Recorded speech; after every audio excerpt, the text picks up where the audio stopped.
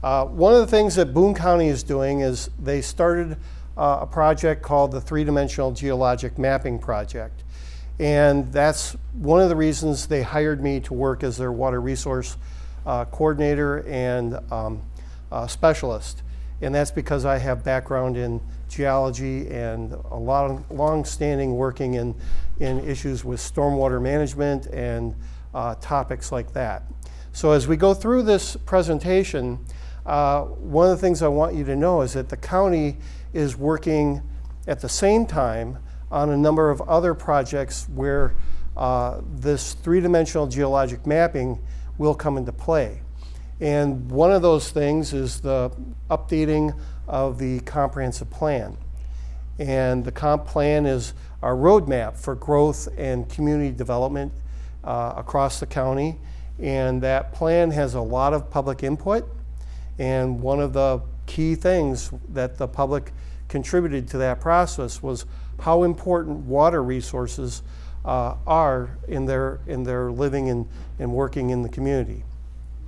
So the current project that we're working on, the three-dimensional mapping project, is kind of honed in on looking at what's going on with the water and the recharge to it. If you can envision your fuel tank in a vehicle, you know, you can only drive so far before your fuel tank is depleted. And you have to refill the tank. And water, our community water supply coming from the ground, the aquifers have to get recharged as well, which means getting precipitation, what we see as rainfall, snow, and snow melt, all getting a large share of it runs off on the land surface and into our surface waters, but a portion of it is infiltrating into the ground and becoming our groundwater supply. So that water supply is something everyone in this room is dependent on it. If you're drinking the water, the lemonade, whatever you have in front of you this evening, that water came from a well. And wells are extracting water from the different aquifers. And if you're in a municipality like Rockford and Belvedere or Poplar Grove, largely those water supplies are the deeper sandstone aquifers. And I'm gonna go ahead and have the slide move forward. So Boone County became very concerned about their water supply a few years back when the Great Lakes Transportation System wanted to put a railroad through the community of Belvedere and Boone County. And the worry was, just like you saw in Texas this last week, they had a derailment with rail cars that were carrying things that could be hazardous to human health or wildlife, the environment. So we created a committee, the county did, to look at where our water is most likely coming from.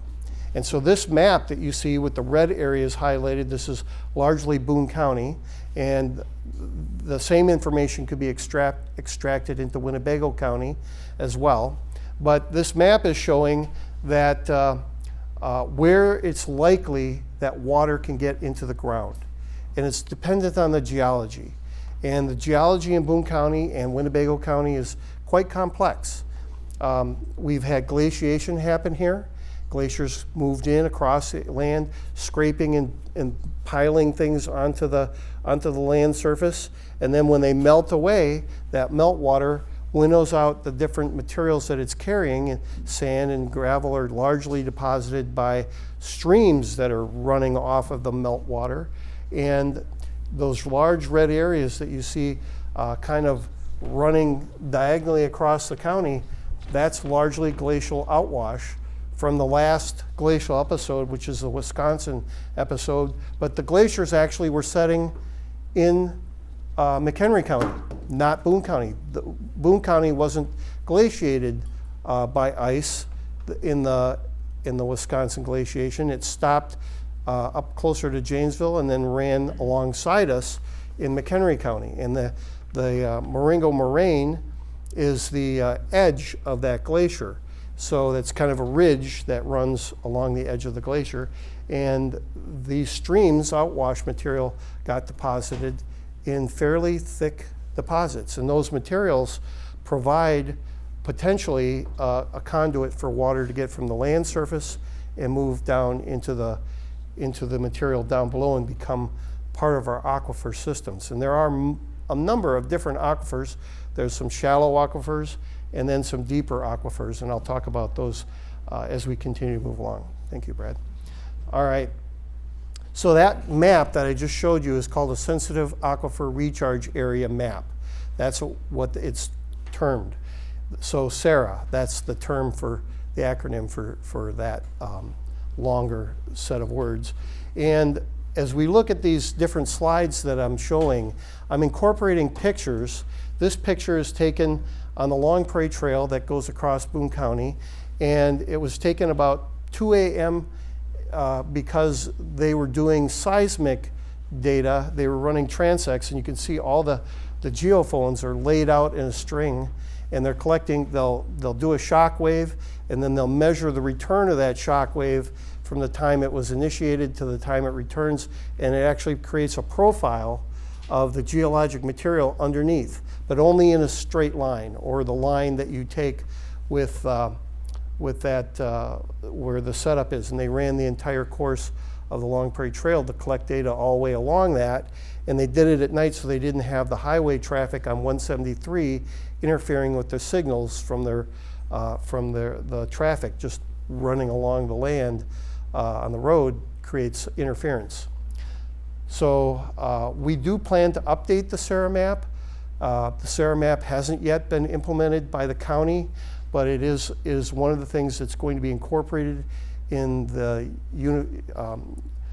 Unified Development Ordinance that the county is working to create. They haven't had a Unified Development Ordinance before, so this is new for the community. And combined with the new comprehensive plan, we'll be putting ourselves in a position where we can hopefully manage our water supply a little more efficiently and protect areas where we know groundwater recharge is hopefully getting into our aquifers, especially those deeper sandstone aquifers, which start about 300 feet below the land surface. Next slide, please.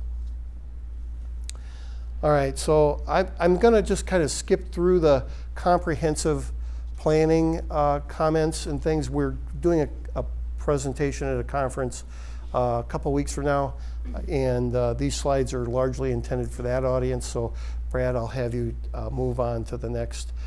This is one of the comprehensive plan documents that was created, and it's demonstrating the environmental interests in the community for water and water resources in large. And when I say water resources, I'm not only talking about our groundwater, I'm talking about our rivers and streams and the surface water systems that exist in our community. And it's really important to understand that those systems, the hydrology is connected, the water is connected. So the water that the streams depend on, about 60% of the baseline flow comes from the ground, not just precipitation or runoff. So that's a really important element to think about when you're looking at what might be happening to affect our deeper aquifers and consequently the impact to the shallow aquifers because of that. So anyway, the interest is very high. I think that's an important concept to understand. Next slide, please. We'll just continue on. Next slide, please. Okay, so I mentioned that the pictures in the slides, especially if they're showing like this kind of equipment, this is a drilling rig for the State Geological Survey, and they, over the last several years, you'll note that it says 2022 drilling, and we didn't initiate the three-dimensional geologic mapping project until the end of 2024, and we're just now getting it underway in 2025. So, but preliminary to that, we had to do what's called ground truthing. And ground truthing is where you collect information that you can actually look at from a geologic perspective, i.e. the cores that you pull out of the ground. You look at that material and you create a log of the different materials you see. You record that, and that provides us information about, well, this is an aquifer, this material's too fine-grained, it's not an aquifer, and so you get to develop layers that are important to our water supply and gives us the way to correlate the three-dimensional geologic mapping, because that is airborne geophysics, and it's really fascinating to learn how that's going to advance us with our knowledge and understanding of our geology and our water supply. So next slide, please. So one of the key features that we are looking at, and the state is interested in, is the Troy Bedrock Valley.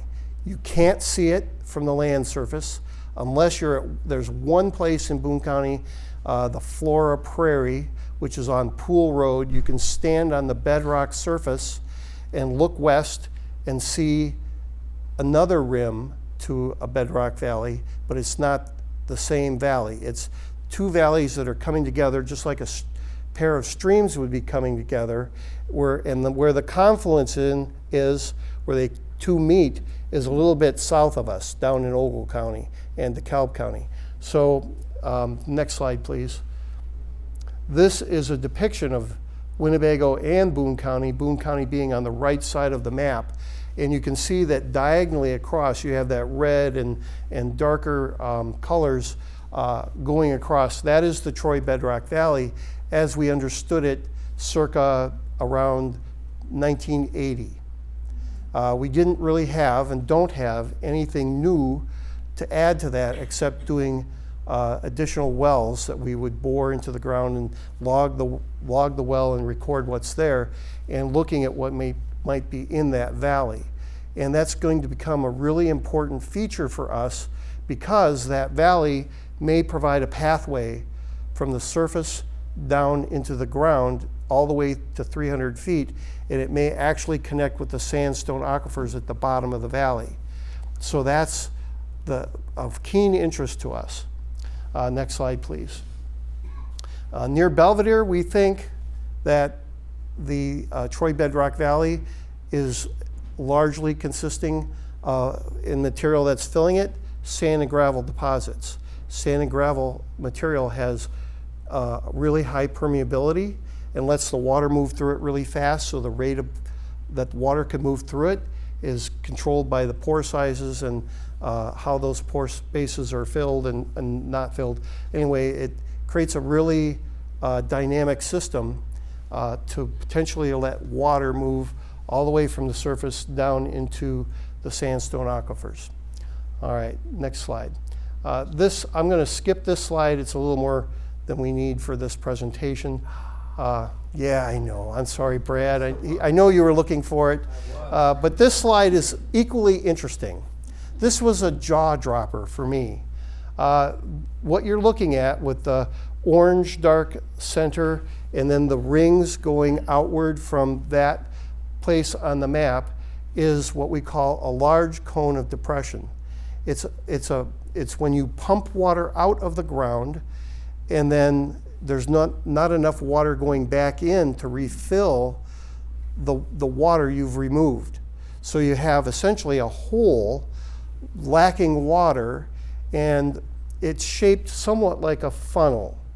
And the funnel, if you can picture how a funnel would come up and expand out as you go up to the top of the funnel, you have different points where you could draw a line of equal height on the funnel if you were to stand it up on the table. Well, that's very similar to the rings you see on that map. They're 100-foot intervals showing the level of water that has been removed from the ground from the deeper sandstone aquifers. And unfortunately, that water can't be replaced there because there's a bedrock unit called the Maquoketa Shale, which does not let water move through it. So they can't refill that water. They've been overusing their water supply for many years, but that feature, that large cone of depression, largely formed in the last 40 years. Whoa. Is that Cook County? This is Joliet at the center.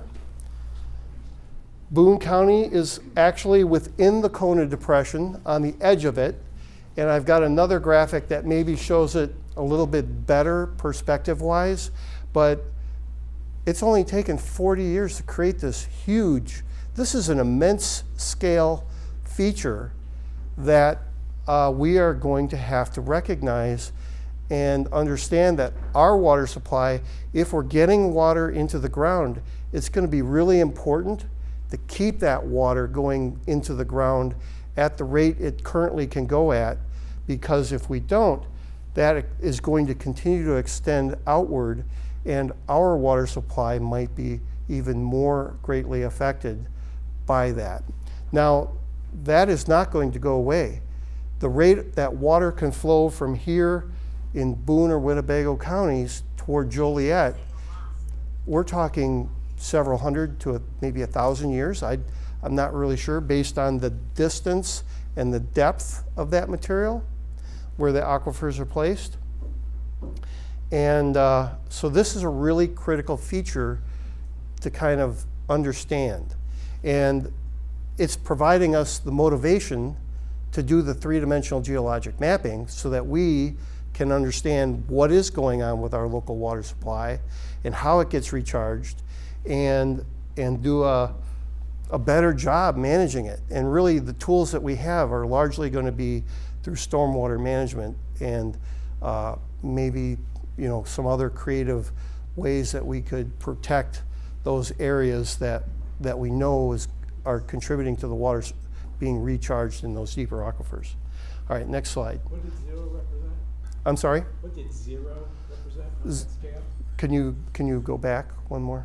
On this map? Yep. This is, are you talking about this? On the left, the color scale says 0. Oh, here?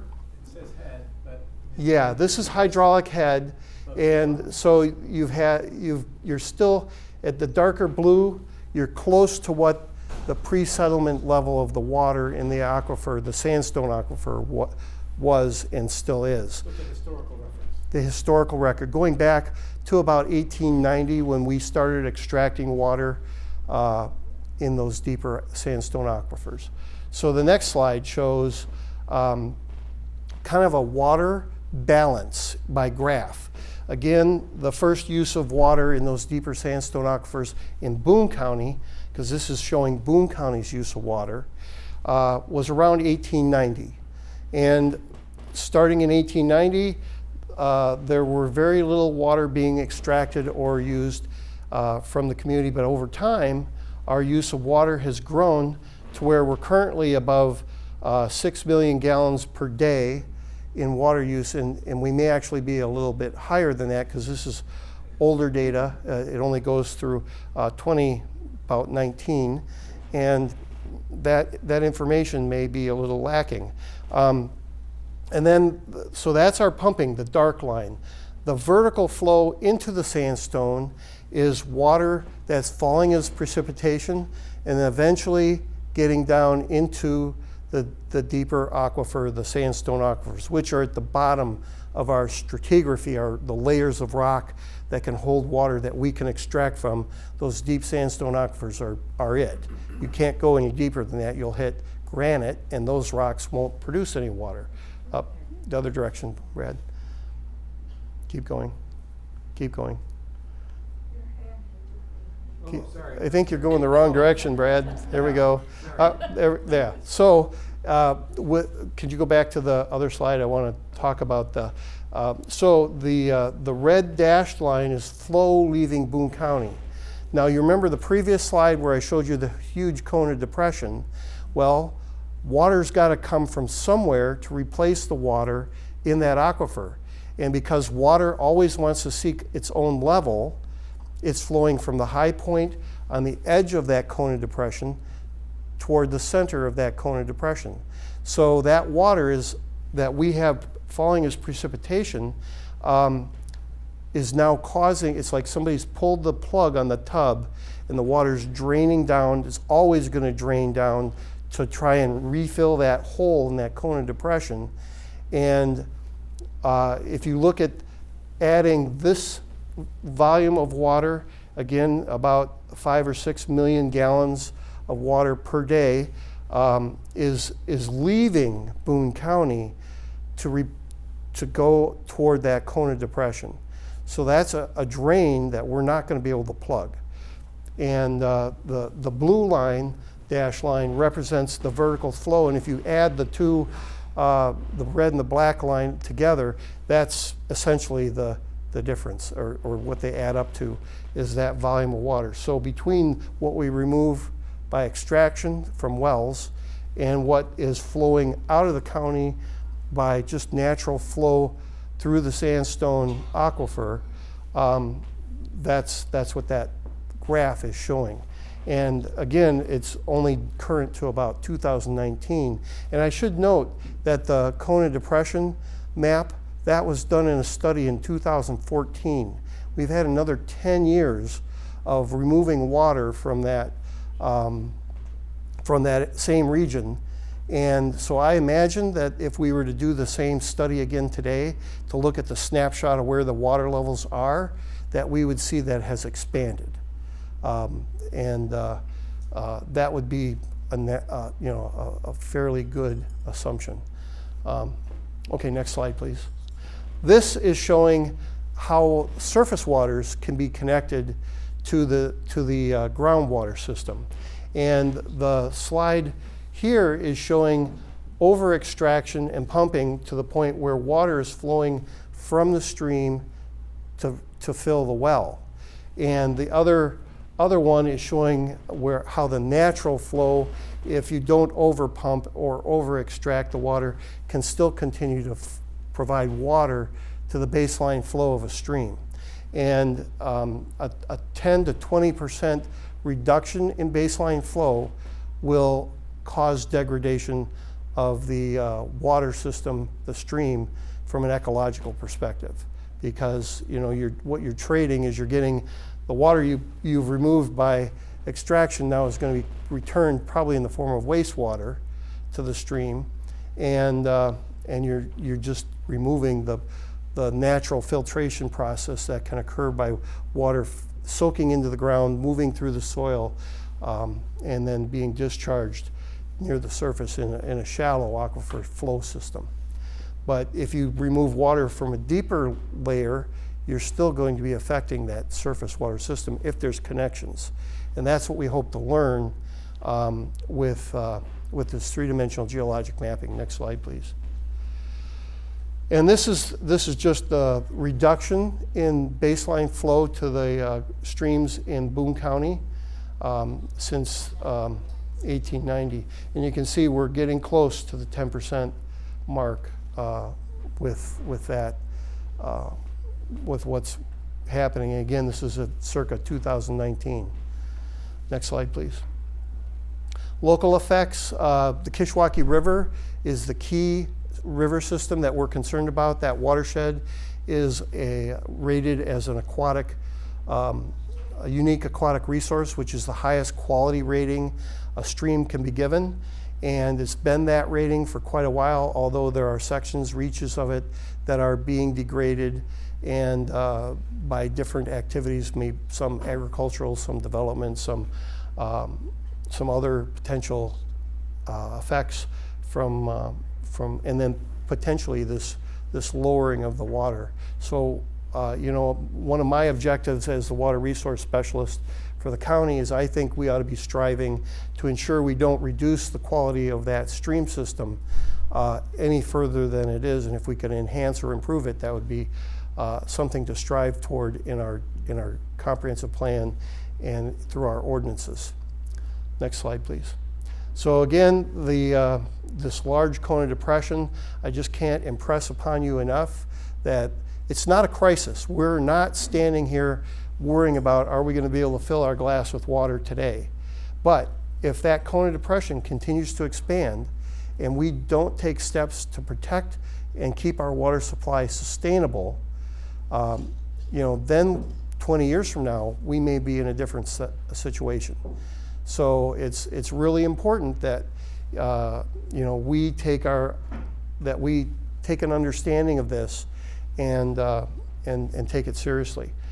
So next slide, please. All right, so what does a three-dimensional geologic map look like? Well, this is what it would look like. It's like taking a slice of the earth and being able to look at it from more than one side and the top, and that gives you a three-dimensional perspective so you can see the slope of the different layers, the materials that are there, whether or not they can pinch out. You can see there's a fault zone here, the sandwich fault zone, and that offsets the units, and that can affect water flow through the aquifers. And you can see the effect of pumping and removal of water by looking at the hydraulic head, the level of water in the different wells. So this is what we're striving to attain. And then when we get the project done, we'll be able to go from any point on the surface, draw a line, and be able to pull up a profile of what's below us to about 1,000 feet in depth, which is remarkable because it's collected seamlessly. There's no, you have to have a well here and a well here, and you're kind of interpreting what's in between. That's how I was trained how to do geology, is you had to interpret what's in between based on your known points of reference and what you think happened geologically between those points. Next slide, please. So this was on March 8th. We initiated the study of collecting the data. It's a helicopter-borne geophysical tool, and it's sending out electromagnetic signals, and then it collects the return of those signals, and it does it seamlessly as the flight goes across the landscape. And they made multiple passes back and forth to do most of the county. They could not include the more urbanized areas of the county, so Belvedere didn't get included, and the footprint of Poplar Grove and Capron, those communities, they couldn't do it because physically the interference from the buildings and things creates some issues. Next slide, please. And I'm happy to show you the first glimpse of the data. This is a slice of data horizontally at a depth between 60 and 70 meters below the ground. And it's showing, as we expected, the Troy Bedrock Valley is being seen. And what you're seeing in terms of the colors are what the materials are that are filling it. This is a raw, unprocessed image. So we haven't done anything with respect to interpreting what that material is or what's going on with the bedrock units that are on the side of that valley. But it does starting to give us some really exciting information. And yes. So I'm going to have you go, yeah. This, whoop. A little faster than I can talk. I know I'm probably running a little long because I do talk a lot. But this is an investment doing this three-dimensional geologic mapping. And prior to doing this mapping, the last study that was done in, I think, the late 1970s, early 1980s, and it was done jointly with Winnebago County. So there's a geology for land use planning for Boone and Winnebago County, and I've utilized that reference perpetually through my career in Boone County as a resource for understanding what's going on and applying that to development projects of many different kinds, and then using that information to guide comments and technical interpretation for those projects. So this is going to give us so much more information, especially being able to overlay that Sarah map that you saw at the beginning. That data was taken from soil survey data collected about the same time, maybe a little bit before the geology study for Boone and Winnebago counties was done and published. So that data goes only to 5 feet, and they only collected a boring maybe every 20 acres. So the detail of that is nowhere close to the detail of this. Plus, this provides us with data down to 1,000 feet. And we'll be able to tell where the aquifers are. We'll be able to know are the geologic materials connected from the surface down to the bedrock?